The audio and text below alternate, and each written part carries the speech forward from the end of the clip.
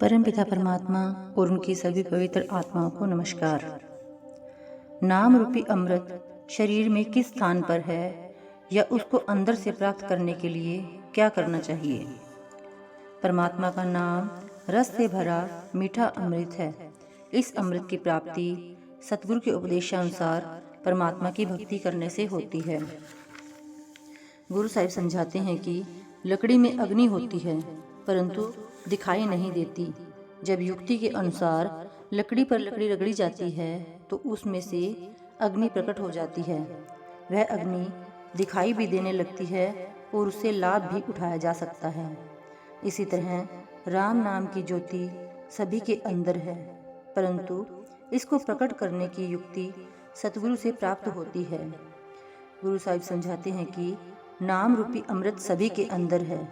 सतगुरु के उपदेशानुसार अभ्यास करने से अंदर नाम का अमृत पीने का सौभाग्य प्राप्त हो जाता है। गुरु साहिब संकेत करते हैं कि शरीर के 9 द्वार बाहर की ओर खुलते हैं। ये इंद्रियों के फीके दुखदायी भोगों तक सीमित हैं। परमात्मा के नाम का रस भरा अमृत 2 आंखों के ऊपर 10वें द्वार में बरस रहा है।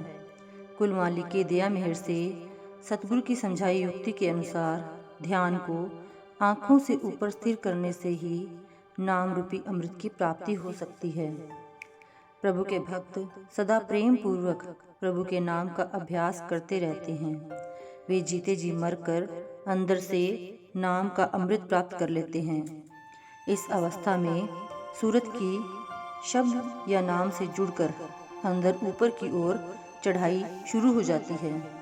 जीते जी मरने की अवस्था द्वारा आत्मा की ज्योति परमात्मा से अभेद होकर उसका रूप हो जाती है। जब सतगुरु की समझाई युक्ति के अनुसार शरीर के 9 द्वारों के रास्ते संसार में भटकते हुए मन को अंदर आँखों से ऊपर पलटकर स्थिर कर लिया जाता है तो शब्द का अमृत प्राप्त हो जाता है। सूरत ऊपर की ओर चढ़ाई करती हुई 10वें द्वार में पहुंचकर शब्द की उस सहज ध्वनि से जुड़ जाती है जिसके आधार पर सारा जगत खड़ा है।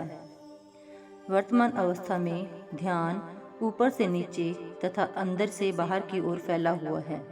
इसको संतों ने हृदय कमल का उल्टा हो जाना कहा है। जब ध्यान बाहर से अंदर तथा 9 द्वारों से पलटकर अंदर आँखों से ऊपर एकाग्र और स्थिर हो जाता है तो हृदय कमल सीधा हो जाता है तथा लिव अंदर शब्द या नाम के अमृत की धारा से जुड़ जाती है। फिर मन तथा आत्मा शब्द की डोरी के सहारे अंदर ऊपर की ओर चढ़ाई करना आरंभ कर देते हैं। दूसरे रूहानी मंडल को त्रिकुटी या त्रिलोकी का शिखर माना जाता है। उसको पार करके आत्मा तीसरे रूहानी मंडल यानी 10वें द्वार में पहुंच जाती है। जिस अमृत के सरोवर की संतों की वाणी में महिमा की गई है वह 10वें द्वार में है। जब आत्मा त्रिलोकी को पार करके तीसरे रूहानी मंडल में पहुंच जाती है तो यह नाम का अमृत पीकर जन्म मरण के चक्कर से मुक्त होकर सहज अवस्था की भागीदार बन जाती है। उस अवस्था में जीवात्मा शारीरिक आवश्यकताओं से ऊपर उठ जाती है। इसके अंदर आत्मा के स्वामी परमात्मा का प्रकाश भर जाता है जिसके फलस्वरूप यह सुख दुख मान अपमान की द्वैत अवस्था से ऊपर उठकर सहज सुख की पूर्ण अद्वैत अवस्था में पहुंच जाती है।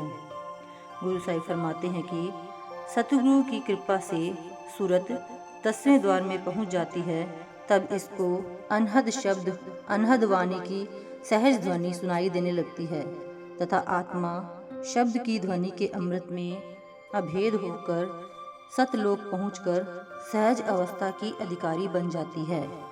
Thank you.